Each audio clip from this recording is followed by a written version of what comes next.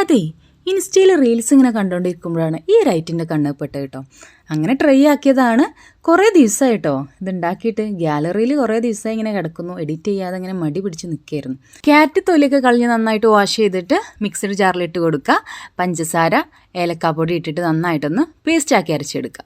Pan ചൂടായതിനു ശേഷം നമുക്ക് നെയ്യ് ഇട്ട് കൊടുത്തിട്ട് മെൽറ്റ് ആയതിനു ശേഷം നമുക്ക് ആ ഒരു മിക്സ് ഇതിലേക്ക് ഇട്ടിട്ട് ഇതുപോലെ ഇങ്ങനെ ഇളക്കി കൊടുക്കാം. കുറച്ച് റവയും കൂടെ ചേർത്തിട്ട് ഇതുപോലെ മിക്സ് ആക്കി കൊടുക്കുക കേട്ടോ.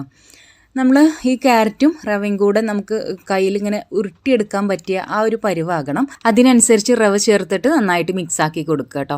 അപ്പോൾ ഒന്ന് ചൂടാറിയതിന് ശേഷം നമ്മൾ കയ്യിൽ നെയ്യോ എണ്ണയൊക്കെ തടവിയിട്ട് ഇതുപോലെ ഒന്ന് ബോൾസ് ആക്കി എടുക്കുക കേട്ടോ എല്ലാം.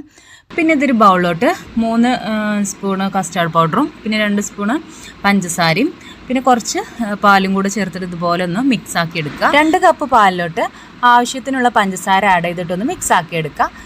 പാല് തിളച്ച് വരുന്ന സമയത്ത് നമ്മുടെ കസ്റ്റാർഡ് മിക്സ് ഇതിലേക്ക് ഒഴിച്ചു കൊടുക്കുക കേട്ടോ. എന്നിട്ട് നന്നായിട്ടൊന്ന് മിക്സ് ആക്കി എടുക്കുക, ഇളക്കിക്കൊണ്ടിരിക്കുക കേട്ടോ.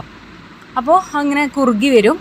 മീഡിയം ഹൈ ഫ്ലെയിമിൽ ഇടണ്ട, ഒരു മീഡിയം ലോ ഫ്ലെയിമിലൊക്കെ ഇട്ടാൽ മതി.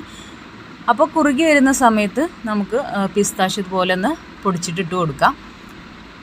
അപ്പോൾ നമ്മുടെ കസ്റ്റാർഡ് മിക്സ് റെഡി ആയിട്ടുണ്ട്. ഇനി നമുക്ക് നേരത്തെ ഉണ്ടാക്കി വെച്ച ക്യാരറ്റ് ബോൾസ് ഇതിലേക്ക് ഇട്ട് കൊടുക്കാം. ഫ്ലെയിം ഓഫ് ചെയ്യാം. ഇനി ഇത് ചൂടാറി തണുത്തതിന് ശേഷം നമുക്കിത് കഴിക്കാം കേട്ടോ. ഒന്നും കൂടെ ബെറ്റർ ഫ്രിഡ്ജിൽ വെച്ച് തണുപ്പിച്ചിട്ട് കഴിക്കുന്നതാണ്. അപ്പോൾ ഇതിന് ഇത്രേ പണിയുള്ളൂടോ.